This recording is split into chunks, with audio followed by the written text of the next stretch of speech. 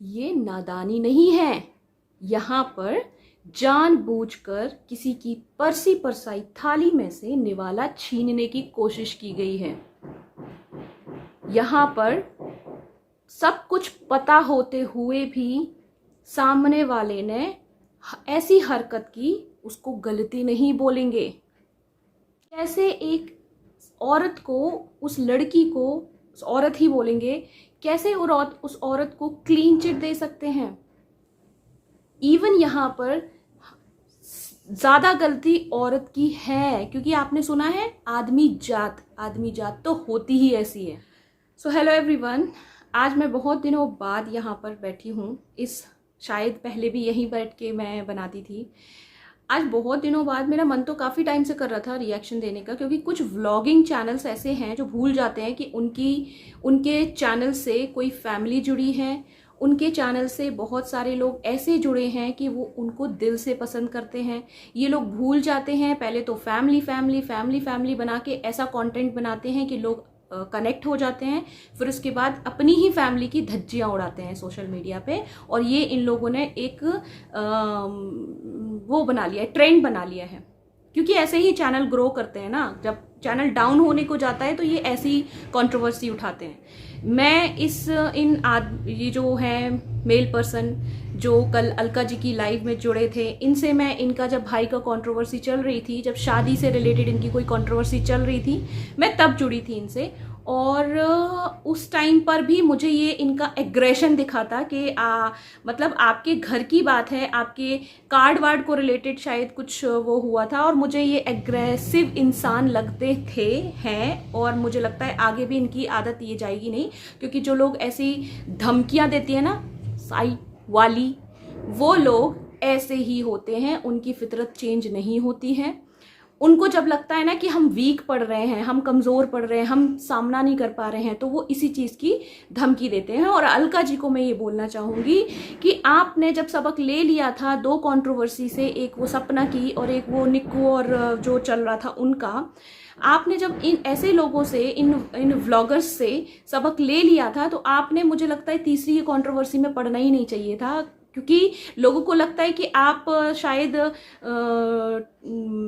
इतना बोल्डली बोल देते हो, सोशल मीडिया पे बोलते हो, और आप इतना दम रखते हो कि आप लीगली सारी चीज़ें हैंडल कर सकते हो, इसलिए इंसान आपके पास आता है, मदद मांगता है, फिर आपको उसमें फंसा देता है और फिर अपने चैनल पे डाल देता है कि इनकी वजह से ये सब हो रहा है। क्योंकि क्या होता है ना कि आप सच बोल देते हो, सामने वाले को सच कड़वा लगता है। और यहाँ पर मुझे इनकी गलती, महिला है जो, सच में मैं इनकी बहुत रेस्पेक्ट करती थी।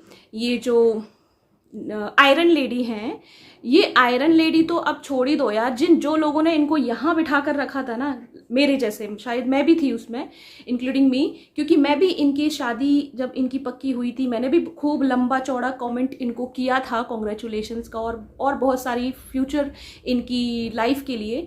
तो मेरे जैसे लोग जो है ना, जो यहाँ पर बिठा के इनको रखते थे, वो आज अब ये यहाँ हो गई हैं, और इनकी इमेज अब दोबारा से तो नहीं बन सकती हमारे सामने। इसलिए नहीं बन सकती क्योंकि इन्होंने दूसरे, सामने वाली ने अगर मान लो आपके साथ पार्टी वार्टी में शेयर कर लिया हो, अपनी थाली शेयर कर ली हो खाने की, तो आपने क्या सोचा कि उसकी थाली शेयर कर ली थी ना, आपने क्या उसका पति शेयर करना चाहा? दूसरों की थाली से निवाला ना छीन कर खाने में ऐसे लोगों को मजा आता है। और ऐसे लोगों को मैं सच बता रही हूं, ऐसी औरतों को ना, क्योंकि आपने सुना है ना, आदमी जात तो होती है। हम सड़क पे जाएंगे ना, चाहे सुंदर लड़की हो, चाहे बदसूरत लड़की हो, इवन बैगर्स को भी नहीं छोड़ते हैं। जो फीमेल बैगर्स होते हैं ना, उनको भी लोग आदमी नहीं छोड़ते हैं। तो राह चलते 100 आदमी मिल जाएंगे, लेकिन जब तक एक औरत नहीं चाहेगी, तब तक कोई भी मेल पर्सन उसकी जिंदगी में एंट्री कर ही नहीं सकता।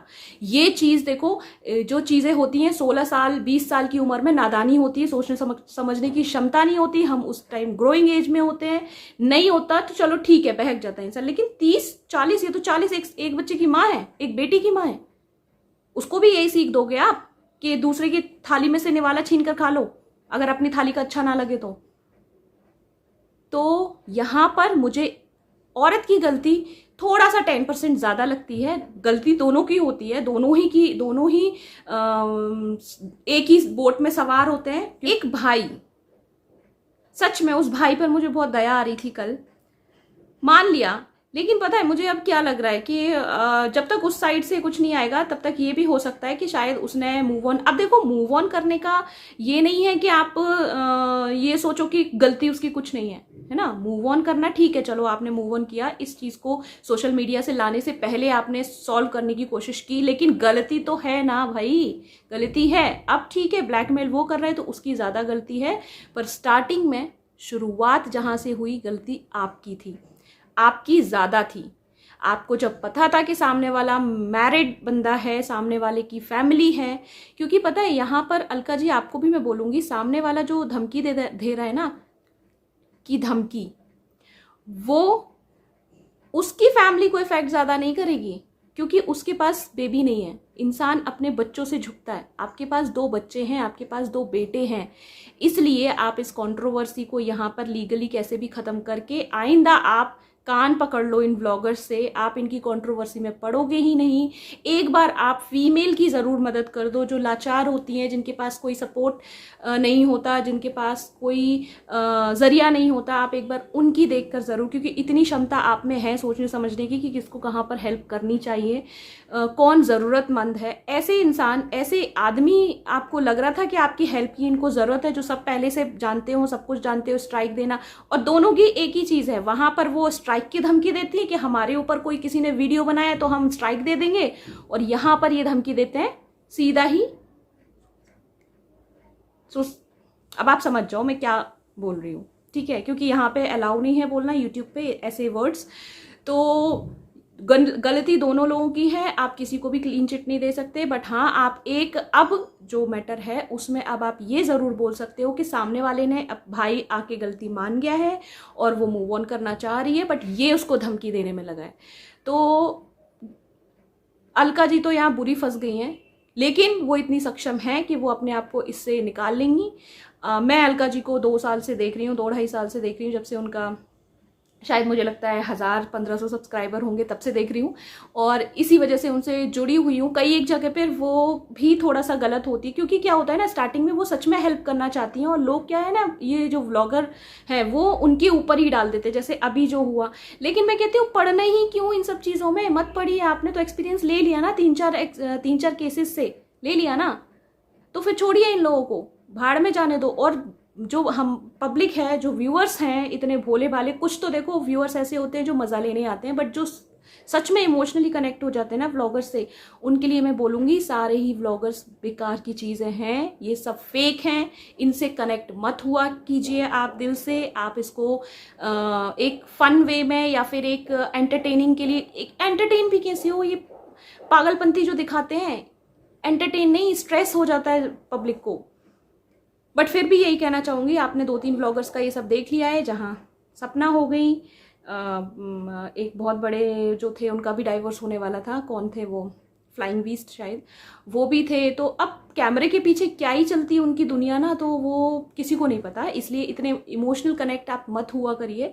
आप भी अपने एंटरटेनिंग के लिए देखिए, अगर आपको ज़्यादा टेंशन हो रहा है उसको अनसब्सक्राइब कीजिए, नॉट इंटरेस्टेड में डालिए, और दूसरा चैनल आप सब्सक्राइब कीजिए, जिससे आपको मोटिवेशन मिलता हो, जिससे आपको पॉजिटिव चीज़ें मिलती हो ना। तो ठीक है, इसी के साथ एंड करूँगी, और पता नहीं आगे देखना है मुझे क्या आने वाला है, क्योंकि किसी हॉस्पिटल में एडमिट हो गए हैं, वो भी पता नहीं, मुझे नहीं पता सच है फेक है कैसा है, बट जो भी दिख रहा है ना बहुत ही बेकार है, लोगों की नींदें उड़ाने वाला है। तो मत कीजिए ऐसा, आपके साथ बहुत सारी पब्लिक जुड़ी है। चलिए, थैंक यू सो मच, तो बाय।